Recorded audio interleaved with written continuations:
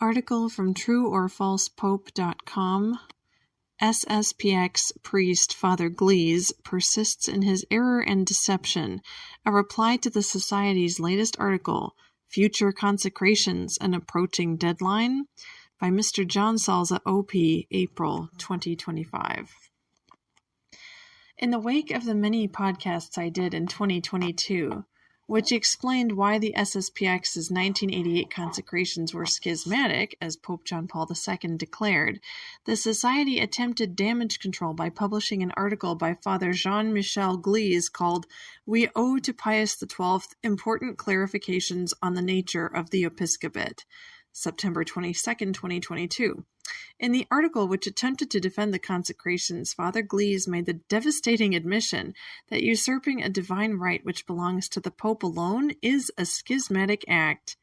Father Gleize's admission was absolutely critical because it reduced the debate to a principle we both agree with: usurping a divine right of the primacy equals schismatic, and opened the door for me to prove that the selection and consecration of bishops is such a divine right of the primacy, thereby proving, according to Gleize's own principle, that the Society's consecrations against the will of the Pope were schismatic. I proved this point in my rebuttal article entitled "SSPX Priest Inadvertently Admits the Society is in Schism," November 2022, which included the following magisterial teachings. Pius XII. Quote, "From what we have said, it follows that no authority whatsoever, save that which is proper to the supreme pastor, can render void the canonical appointment granted to any bishop, that no person or group, whether of priests or of laymen, can claim the right of nominating bishops, that no one can lawfully confer episcopal consecration unless he has received the mandate of the Apostolic See," unquote. Blessed Pius IX, quote, "The writings of the ancients testify that the election of patriarchs had never been considered definite and valid without the agreement and confirmation of the Roman pontiff," unquote. Blessed Pius IX, "Everyone knows that the eternal and at times the temporal happiness of people depends on the proper election of bishops. The circumstances of time and place must be considered, referring all the authority for selecting the bishops to the Apostolic See," unquote. Blessed Pius IX again, quote, "However, some resent and bemoan both our declaration that this Apostolic See has the right and power to elect a bishop," unquote. Blessed Pius IX, quote, "The apostolic authority given to us by the Lord through the most holy Peter, Prince of the Apostles, to appoint bishops, priests, and deacons in every city subject to the sees of Jerusalem and Antioch," unquote. Blessed Pius IX, "But we considered that we should not keep silence on our right to elect a bishop, apart from the 3 recommended candidates, in case the Apostolic See should be compelled to exercise this right in the future. But even if we had remained silent, this right and duty of the See of Blessed Peter would have remained unimpaired. For the rights and privileges given to the See by Christ himself, while they may be attacked, cannot be destroyed. No man has the power to renounce a divine right, which he might at some time be compelled to exercise by the will of God himself," unquote. Pius VI, quote, "For the right of ordaining bishops belongs only to the Apostolic See, as the Council of Trent declares. It cannot be assumed by any bishop or metropolitan without obliging us to declare schismatic both those who ordain and those who are ordained, thus invalidating their future actions," unquote. Council of Trent condemned the proposition that bishops, quote, "who have neither been rightly ordained nor sent by ecclesiastical and canonical power, but come from elsewhere, are lawful ministers of the word and of the sacraments," unquote. It condemned that proposition. And all these footnotes for these quotes are available at the end of the article, which I will link in the description below. Continuing, as I said in my article, this was the game over moment for the SSPX. Well, fast forward 3 years and Father Gleize hasn't learned his lesson. In his latest article, quote, Future Consecrations and Approaching Deadline, unquote, published by the Society on February 25th, 2025, Gleize defends both the 1988 and 1991 consecrations, as well as the consecrations the Society is planning for the future in light of Bishop Tissier's recent death, without ever addressing the game-over issue, namely, that the right to select and consecrate bishops belongs to the Pope alone, a matter of divine law, as revealed by Christ and taught by the magisterium. Father Gleize and the SSPX conspicuously never address that truth because they cannot refute it and they know it. Thus, as we will see, they have manufactured a ridiculous theory which bifurcates the episcopacy between orders and jurisdiction, which they think gets around their violation of divine law. It does not. Father Gleize did get smart about one thing, though, and it only further damages his case. Prior to my articles and podcasts, Gleize and the Society generally pretended that the sole issue of their consecrations concerned not having an apostolic mandate from the Pope, and not that they were carried out against the explicit will and canonical warning of the Pope. They argued this way because, unlike consecrating against the will of the Pope, consecrating solely without an mandate is not always schismatic, but is an offense to which automatic excommunication applies. The late Michael Davies also repeatedly made this false argument during his days of defending the Society, while failing to make the distinction between consecrating without a papal mandate as such, and doing so against the explicit will of the Pope. It is a red herring. In light of the material we have put out since 2022, Father Gleize has now been forced to deal with the fact that the Society's consecrations, in addition to being without an apostolic mandate, were also, quote, contrary to the explicit will of the Roman Pontiff, unquote, his words.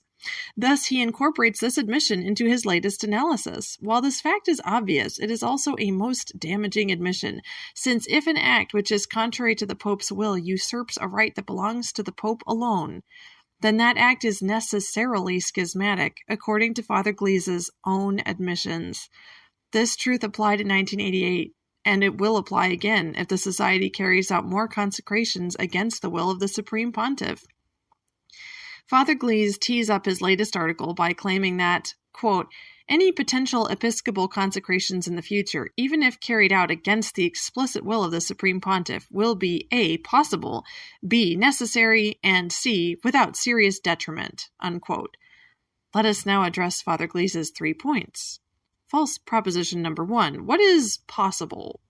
Father Gleize begins this section with the following, quote, possibility must be examined on its own level. This examination concerns the consecrating act understood as such, independently from its conformity or nonconformity to the rules established by law, whether that be divine law or ecclesiastical law. An act is possible if its realization does not repudiate it or does not entail an intrinsic contradiction. It is therefore possible to consecrate bishops even against the explicit will of the Supreme Pontiff. This means simply that such a consecration is valid, whether or not it is licit, and regardless of its morality, unquote. Again, Gleize states, quote, it is possible for a bishop to confer on a priest, through episcopal consecration, the power of the episcopal order, even if this consecration is carried out against the explicit will of the Supreme Pontiff, unquote. Thus, Father Gleize opens by stating an obvious proposition which is completely true and has never been relevant to the debate. It is possible for a bishop to confer the power of episcopal orders against the will of the Pope. Well, no kidding. If it weren't possible to commit an act of schism, there would be no act of schism. The very fact that episcopal orders are actually conferred contrary to the will of the Pope is what makes them so pernicious and schismatic, because it is an actual, not just a symbolic or feigned, attack on the unity of the Church and the means that Christ willed for her perpetuation, apostolic succession until the end of time. I'm going to read that again. The very fact that episcopal orders are actually conferred contrary to the will of the Pope is what makes them so pernicious and schismatic, because it is an actual, not just a symbolic or feigned, attack on the unity of the Church and the means that Christ willed for her perpetuation, apostolic succession, until the end of time. That is why consecrating bishops against the will of the Pope is an attack against the will of Christ himself, who gave this divine prerogative to the Pope alone. Acts which are possible are not schismatic? Now you may be wondering, why does Father Gleize begin by stating something so obvious? Because he wants to deceive the reader into believing that acts which are possible, whose intended ends are realizable, are not schismatic, while acts which are impossible, whose intended ends are not realizable, are schismatic. In Gleize's words, quote, "An act is possible if its realization does not repudiate it or does not entail an intrinsic contradiction," unquote. Gleize made this argument in 2022 and repeats it here. This intentional deception is a little tricky, so bear with me. More background is needed. The purpose of an episcopal consecration is to confer both 1. The power of orders for sanctifying, and 2. The power of jurisdiction for teaching and governing. Now it is possible for any bishop to confer orders, but only the Pope can confer jurisdiction. It is not possible for any other bishop to do so. To elaborate, an episcopal consecration, even when done against the Pope's will, confers the power of orders, the sacramental character, due to the nature of the sacrament itself, which takes place ex opere operato, or from the work worked. However, only a legitimate episcopal consecration approved by the Pope confers the actual power of jurisdiction, because as Pius XII teaches, jurisdiction is conferred by the Pope alone. This happens when the Pope confers a canonical mission upon the bishop, i.e. when he assigns the bishop to a diocese, which is the very meaning of the apostolic mandate. The bishop is sent by the Pope, just as the apostles were sent by Christ. On the other hand, a schismatic consecration, against the will of the Pope, only confers the ontological capacity, called functions, or munera in Latin, upon the schismatic bishop to receive jurisdiction. He does not actually receive jurisdiction without a further canonical determination by the Pope. I read that again. On the other hand, a schismatic consecration, against the will of the Pope, only confers the ontological capacity, called functions, or munera in Latin, upon the schismatic bishop to receive jurisdiction. He does not actually receive jurisdiction without a further canonical determination by the Pope. Because the schismatic bishop has no canonical mission, he has no power to teach or govern. His functions are not true powers or potestates ready to act, nor does he have the authority to sanctify, for example, to perform confirmations, ordain priests, etc. This is the case for the SSPX bishops as well as the sedevacantist, Old Catholic, and independent resistance bishops. Now, according to Father Gleize, because the conferral of episcopal orders against the Pope's will is possible, the sacramental character is validly conferred by any bishop. He argues that such an act is not schismatic. Father Gleize states, quote, "It is possible for a bishop to confer on a priest through episcopal consecration the power of the episcopal order, even if this consecration is carried out against the explicit will of the Supreme Pontiff," unquote.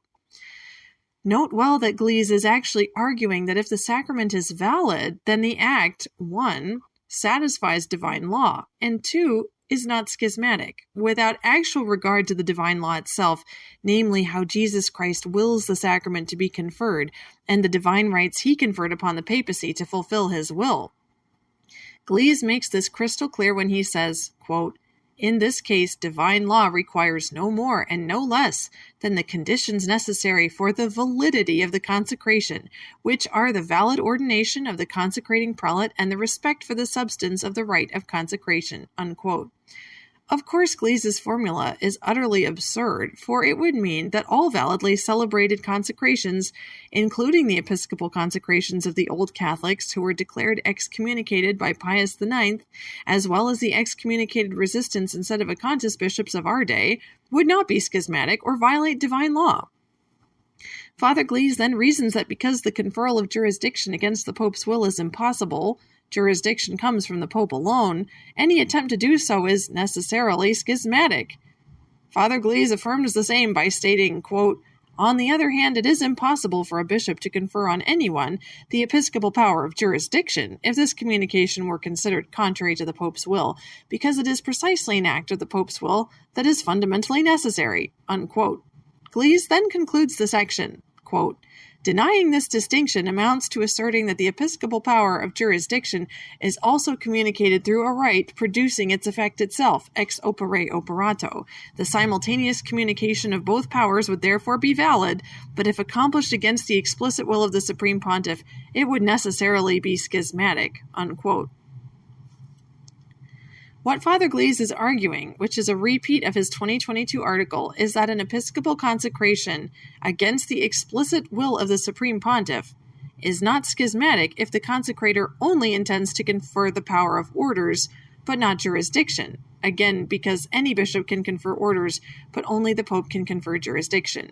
Of course, you will never find such an absurd thesis in all of Catholic theology. And that is because it is not based on Catholic theology, but rather Gleize's own contrived thesis, which distinguishes what a bishop is metaphysically capable of doing versus what a bishop has or does not have a right to do according to divine law and the teaching of the magisterium.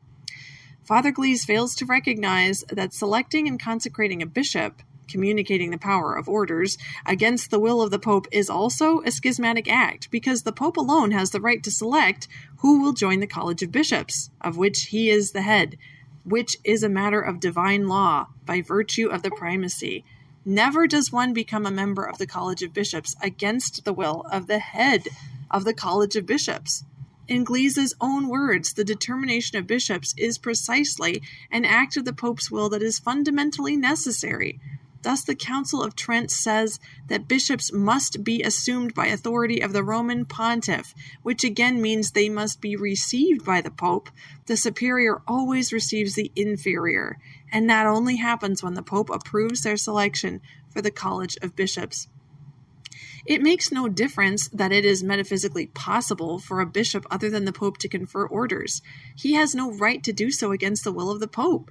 The Church does not supply what the Pope explicitly refuses. Again, it is astonishing that Father Gleize, a seminary professor, continues to overlook all the magisterial evidence I have provided, proving the Pope's divine right to select a bishop to perpetuate formal apostolic succession, an issue of ecclesiology in the divine constitution of the Church, while zeroing in on a bishop's mere ability to confer orders, an issue of sacramental theology.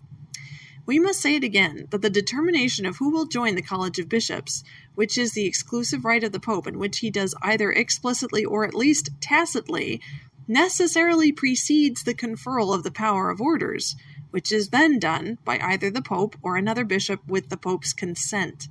This is why the formal efficient cause of a Catholic episcopal consecration is the Roman pontiff, even if he is not the one actually conferring the orders.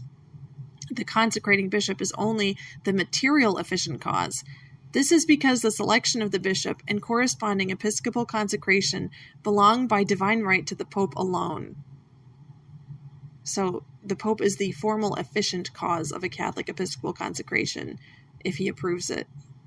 And the bishop consecrating is only the material efficient cause. Okay, continuing on. Thus, because Father Gleize, in his own words, has admitted that someone, quote, someone who arrogates to himself the Pope's own authority fits this definition of schism, unquote, the conferral of episcopal orders, and not just jurisdiction, against the will of the Roman pontiff is also a schismatic act according to Father Gleize's own principle.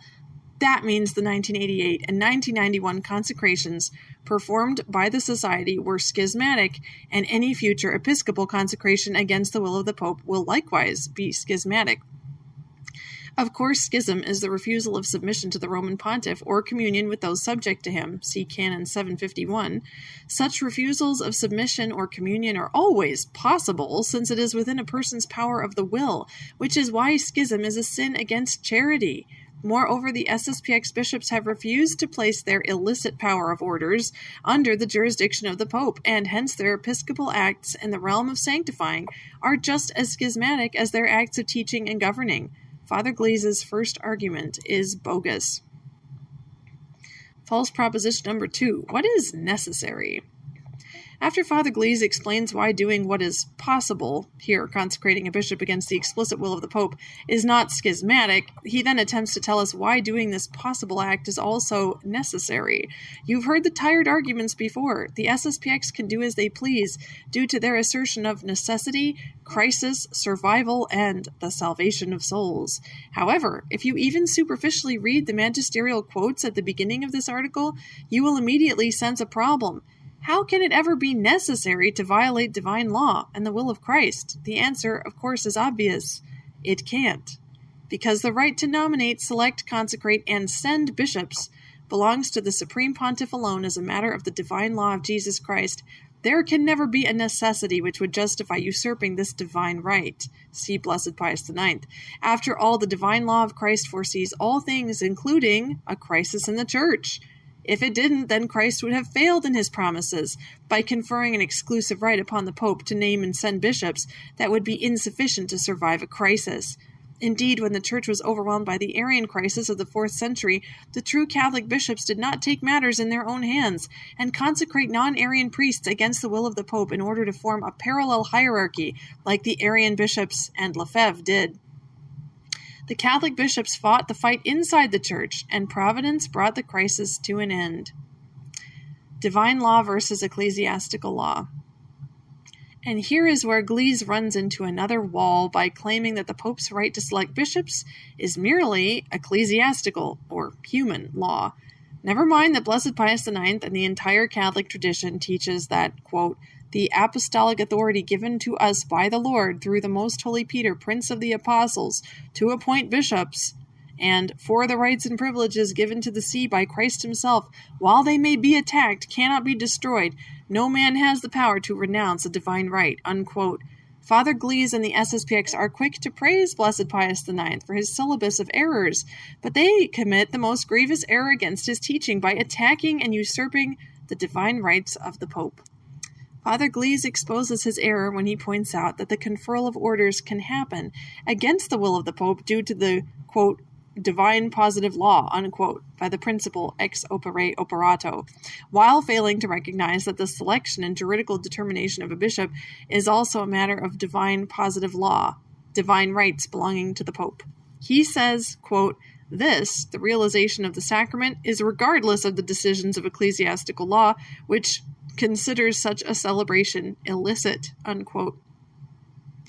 Father Gleize similarly says that the state of necessity obliges us, quote, to disregard the abusive and tyrannical implementation of the law, unquote, and claims that, quote, if the application of ecclesiastical law comes into conflict with the law's intended purpose, it is no longer legitimate because it contradicts itself. The subjects can and must disregard it in order to obtain the end of the law, unquote. Of course, none of these principles actually apply to the Pope's divine right to choose his bishops, for ecclesiastical law does not trump divine law. Moreover, divine law cannot contradict itself. Nay, God cannot contradict himself. Because Father Gleize claims that it is necessary to violate the Pope's divine right to choose bishops to perpetuate apostolic succession, he is essentially arguing that the Society's gravely illicit and schismatic acts were necessary to save the Church from defection. Indeed, in this latest article, Gleize repeatedly says the Society's schismatic consecrations achieve, quote, the survival operation of tradition, unquote, and, quote, survival of the priesthood, unquote. This is yet another grave error flowing from the wellspring of the SSPX schism, which is nothing less than a denial of the Church's attribute of indefectibility. For if tradition and the priesthood would not have survived without their schismatic consecrations, then the divine structure of the Church and the means of preserving it through formal apostolic succession would have ceased to exist. This is a denial of the dogma of indefectibility and the promises of Christ, proving that most schismatics are heretics as well. The SSPX says the indefectible Church defected. Guess what? This is precisely what Archbishop Lefebvre himself believed and taught his sect. Lefebvre denied the dogma of indefectibility by claiming that the Roman Catholic Church, over which Popes Paul VI and John Paul II reigned, ceased to be the Catholic Church and defected into what he called the conciliar Church. For example, Lefebvre said the following, I won't say quote unquote, I'll just read all these through. Obviously, we are against the conciliar church, which is virtually schismatic, even if they deny it. In practice, it is a church virtually excommunicated because it is a modernist church. That is no longer the Catholic Church. That is the conciliar church. It is not we who are in schism, but the conciliar church. We are talking about a counterfeit version of the church and not the Catholic Church. It does not teach any longer the Catholic faith. It teaches something else. It leads the church to something else other than the Catholic Church. It is no longer the Catholic Church. This council represents, in our view, and in the view of the Roman authorities, a new church, which they call the conciliar church. This conciliar church is a schismatic church because it breaks with the Catholic Church of all time. This conciliar church is therefore not Catholic.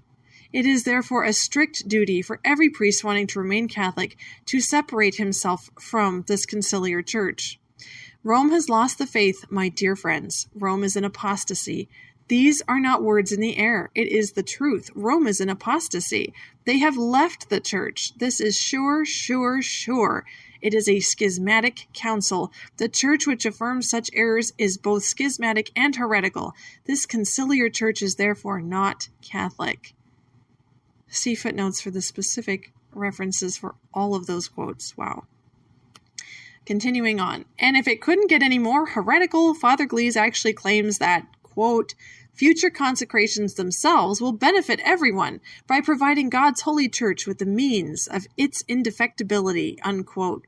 You read that correctly. According to Gleize, the church's indefectibility will be preserved by schismatic consecrations that are done against the law of Jesus Christ and the will of the Vicar of Christ. So the dogma of indefectibility is preserved after all. Red alert, the collegiality canard.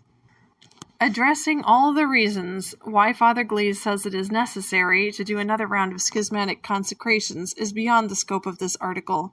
You have heard them before, quote, Vatican II and the New Mass, unquote. However, I want to address one of the main reasons the Society gives, which Gleize advances in his article, and that is Vatican II's teaching on collegiality and Lumen Gentium. Yes, the SSPX claims to have a right to operate outside Christ's church because they don't like a teaching of Christ's church, which they don't even understand. Father Gleize calls collegiality a new credo that was imposed upon the faithful, and twice refers to, quote, the new ecclesiology of Lumen Gentium, unquote, in his latest article. It is important to briefly address just one of the Society's errors on collegiality for two reasons. First, because collegiality is perhaps the Society's greatest justification for its rebellion against the Church, since the Society claims the Council's teaching on collegiality is the foundational, quote-unquote, heresy, which leads to its other alleged, quote-unquote, heresies, heresy being the grossest deviation from Catholic truth possible. Second, because the Society's erroneous understanding of Vatican II's teaching on collegiality is actually a root error in their position on the consecrations, as I will further explain. That is, the Society's error on collegiality is actually what leads them to conclude their consecrations are not schismatic. I have not seen anyone make this connection before. In my February 2022 article, exposing the SSPX's errors on collegiality, I addressed 3 of the Society's errors concerning this doctrine. Here I limit my very brief analysis to one of those errors which concerns episcopal consecration and jurisdiction, the subject matter of this article. Beginning with their founder Marcel Lefebvre, the Society has always claimed that Lumen Gentium teaches bishops receive actual jurisdiction from God upon their episcopal consecrations. This notion has now also spread throughout the false traditionalist movement. Where do they get this false understanding? From Lumen Gentium 21, which says, in part, and the Sacred Council teaches that by episcopal consecration the fullness of the sacrament of orders is conferred, that fullness of power, namely, which both in the Church's liturgical practice and in the language of the Fathers of the Church is called the high priesthood, the supreme power of the sacred ministry. But episcopal consecration, together with the office, function equals munere, of sanctifying, also confers the office of teaching and of governing, which, however, of its very nature, can be exercised only in hierarchical communion with the head and the members of the college. End of quote from Lumen Gentium. The Society claims the Council's teaching conflicts with the teaching of Pius XII, who said, quote, The power of jurisdiction, which is conferred directly by divine right on the Supreme Pontiff, comes to bishops by that same divine right, but only through the successor of Peter, unquote. See Ad Sinarum Gentem by Pius XII. Does Vatican II conflict with Pius XII? Not at all, and anyone with high school reading ability can see why. When Lumen Gentium says that episcopal consecration confers the office of teaching and governing, acts which require jurisdiction, it is not referring to actual jurisdiction, but only the interior ontological capacity to receive jurisdiction upon the canonical determination of the Pope, which is part of the sacramental character.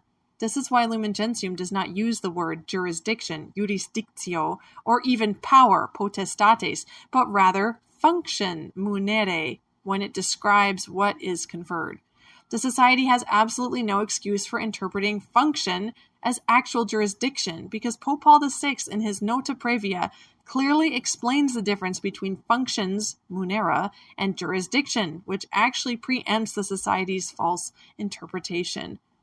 Quote, in his consecration, a person is given an ontological participation in the sacred functions, munera.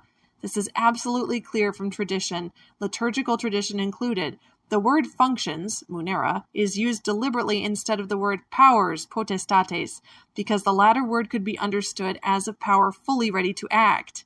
But for this power to be fully ready to act, there must be a further canonical or juridical determination through the hierarchical authority. This determination of power can consist in the granting of a particular office or in the allotment of subjects, and it is done according to the norms approved by the supreme authority, unquote. That was Pope Paul VI and his Nota Previa accompanying the documents of Vatican II.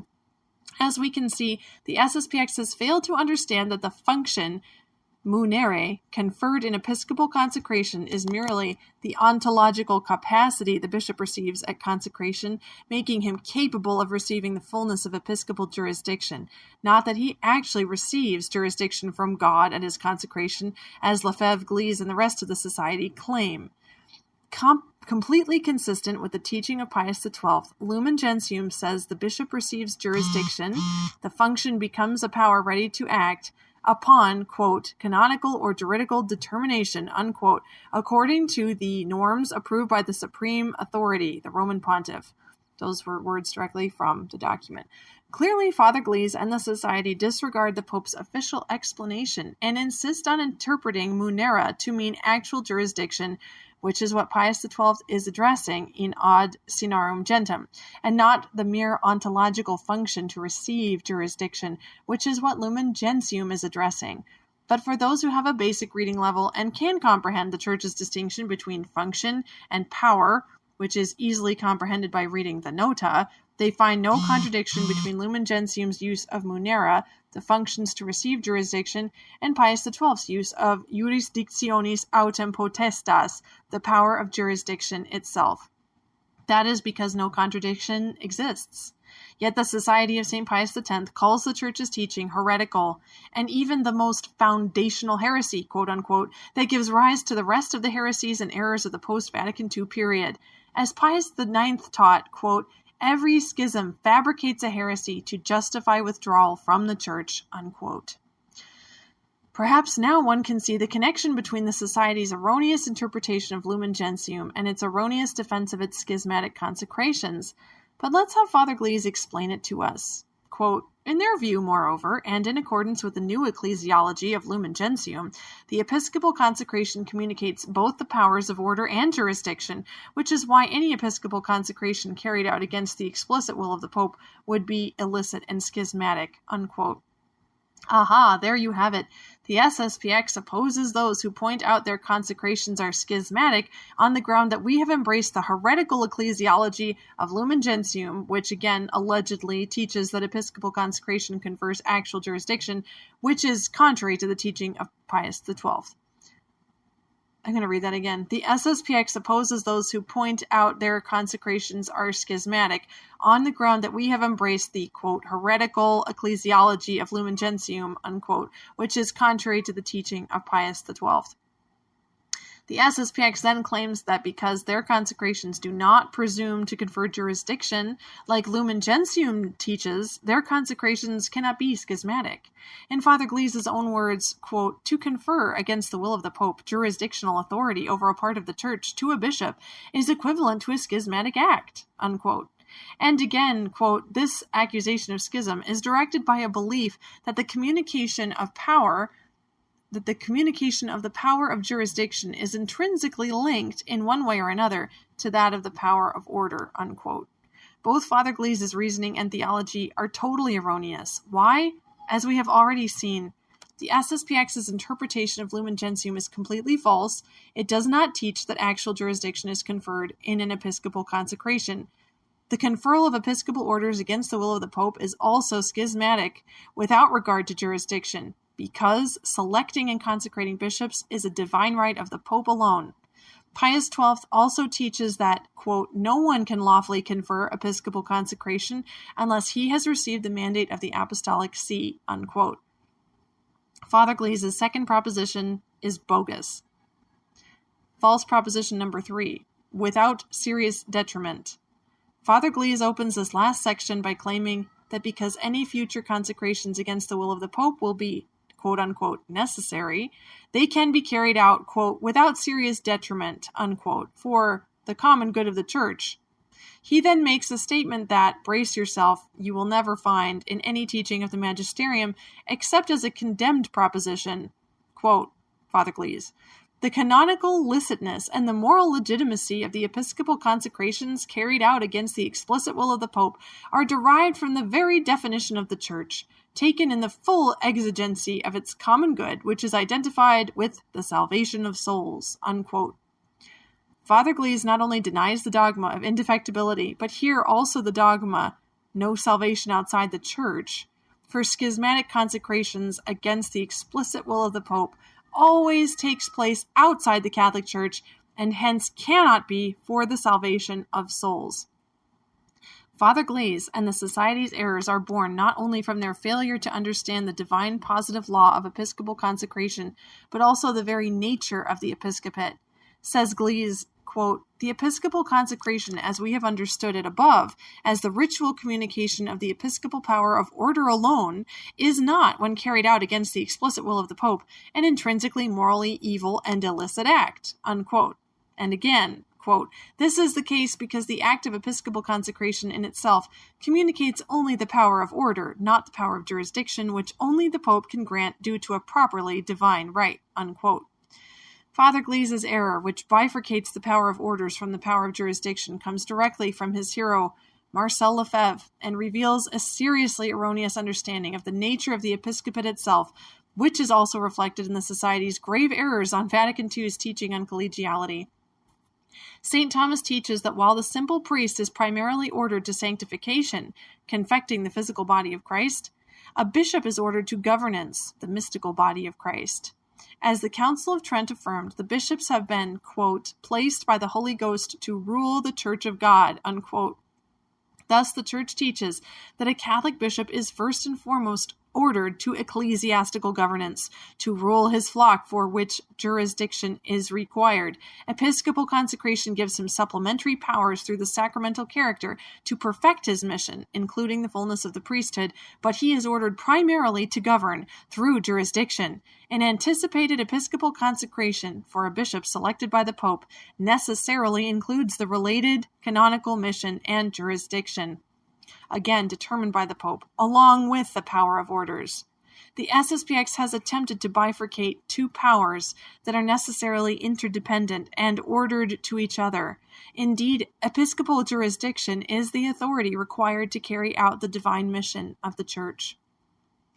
Further proof of schism, assumed jurisdiction against the will of the Pope. Father Gleize's assertion that the Society's consecrations intend to only confer orders and not jurisdiction also directly contradicts the statements and actions that Archbishop Lefebvre himself took, as well as those of the other SSPX bishops. Lefebvre not only intended to confer the power of orders upon the four bishops, but also grant them a power of jurisdiction in the realm of governance, not just sanctification, the type of which would normally be exercised by bishops with ordinary jurisdiction over dioceses or of the Holy See. Why is this significant? Because Father Gleize himself has admitted that communication of the episcopal power of jurisdiction, contrary to the explicit will of the Pope, is necessarily schismatic. His actual words in there. As Gleize also said in his 2022 article, quote, "Schism consists precisely in refusing, as a matter of principle, to subordinate one's action to the precept of the authority and to separate oneself from it so as to set oneself up as a competing authority." I'll read that again. Gleize said, "Schism consists precisely in refusing as a matter of principle to subordinate one's action to the precept of the authority and to separate oneself from it so as to set oneself up as a competing authority," unquote. Was Archbishop Lefebvre content to simply confer the power of orders upon his bishops, or did Lefebvre intend to set up a competing authority that would clash with the diocesan bishops in the Holy See? Lefebvre answered that question for us. At the end of his life, Lefebvre desired to set up an ecclesiastical tribunal of sorts that would operate as a competing or quote-unquote substitute authority vis-a-vis diocesan tribunals and the Roman Rota. Said Lefebvre, quote, "As long as the present Roman authorities are imbued with ecumenism and modernism, as long as their decisions in the new Code of Canon Law are influenced by these false principles, it will be necessary to establish substitute authorities, faithfully keeping the Catholic principles of Catholic tradition and Catholic law," unquote. The Society has indeed erected a tribunal that acts as a competing authority with the legitimate tribunals of the Catholic Church, which it calls the St. Charles Borromeo Canonical Commission. According to Bishop Fillet, this schismatic tribunal arrogates to itself the jurisdiction to grant dispensations for mixed marriages, issue declarations of nullity, marriage annulments, lift ecclesiastical censures in the external forum, including excommunications, dispense from religious vows, and authorize exorcisms, all without any ecclesiastical approval whatsoever. The Society's schismatic tribunal is specifically designed to operate as a competing authority, Father Gleize's words, with the legitimate tribunals of the Roman Catholic Church by requiring its adherents to swear on the Gospels that they will, quote, "conform myself to the verdict of the tribunal and not to approach an official ecclesiastical tribunal," unquote, of the Church, which the Society calls, quote, "Novus Ordo tribunals," unquote. In fact, the late Bishop Tissier even declared, quote, "the faithful do not have the right to go to Novus Ordo tribunals," unquote, and said, quote, "the priest must never advise anyone to go to a Novus Ordo tribunal," unquote.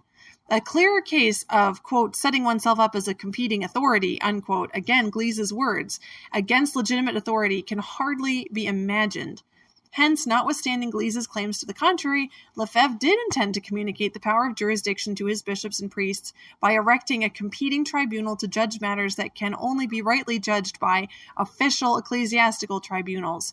Lefebvre's usurpation of the authority to judge marriage cases by true ecclesiastical judges is anathematized by the Council of Trent, which declared, quote, "if anyone shall say that matrimonial causes do not concern ecclesiastical judges, let him be anathema," unquote. Note also that the Society is not merely claiming that its tribunal operates on the basis of supplied jurisdiction, which, as I have proven in other articles, does not even apply to SSPX clergy because of the absence of common error and positive and probable doubt. Rather, the Society claims that it enjoys, quote, "ordinary episcopal jurisdiction," unquote, in addition to supplied jurisdiction. Says Bishop Fillet, quote, "The bishops of the Society, though deprived of any territorial jurisdiction, nevertheless possess the suppletory jurisdiction necessary to exercise the powers attached to the episcopal order and certain acts of ordinary episcopal jurisdiction," unquote.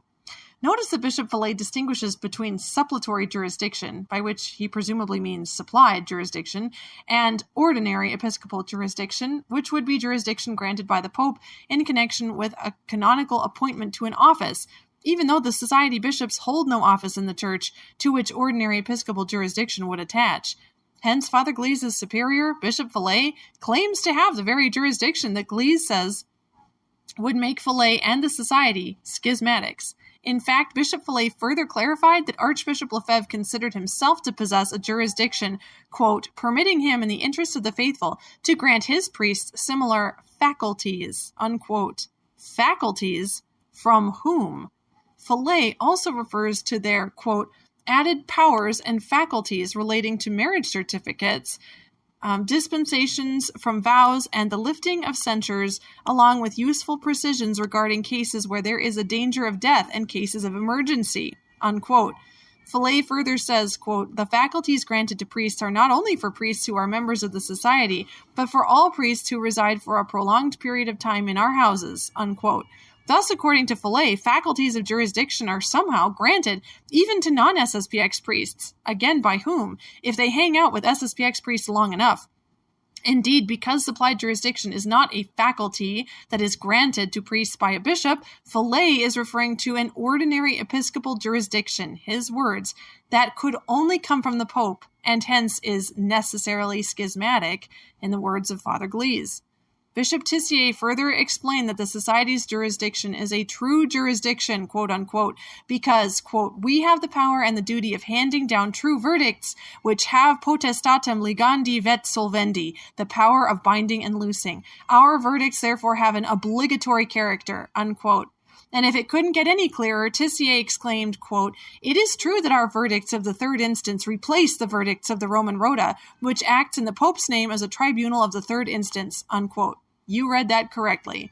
In the exact words of Father Gleize, schism consists precisely in refusing as a matter of principle to subordinate one's action to the precept of the authority, that is, true Catholic tribunals, which the SSPX calls Novus Ordo tribunals, and to separate oneself from that authority by swearing on the Gospels never to approach such tribunals and to submit to the Society's verdicts, so as to set oneself up as a competing authority or substitute authority, in the words of Lefebvre, whose verdicts will replace, quote unquote, those of the Roman Catholic Church, and to, quote unquote, communicate the episcopal power of jurisdiction against the explicit will of the Pope, which Gleize has conceded is necessarily schismatic.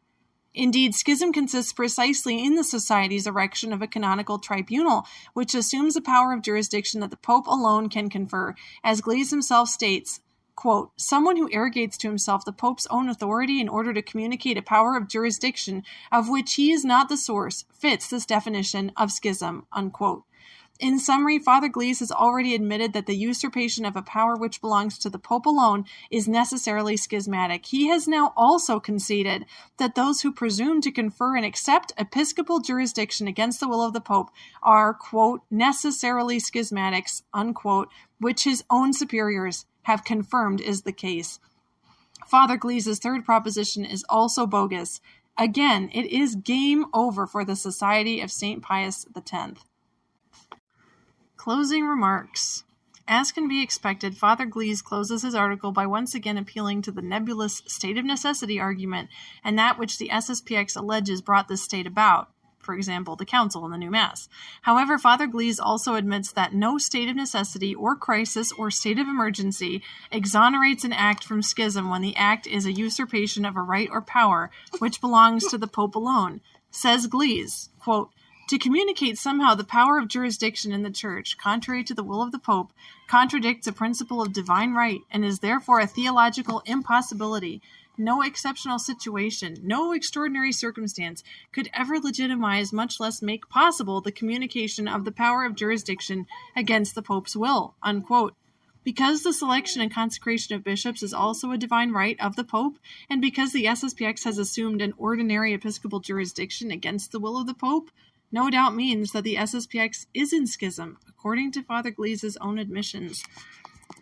Father Gleize also reiterates that those who claim the SSPX consecrations are schismatic have bought into the, quote, new ecclesiology of Lumen Gentium, which is directed by a belief that the communication of the power of jurisdiction is intrinsically linked in one way or another to that of the power of order, unquote.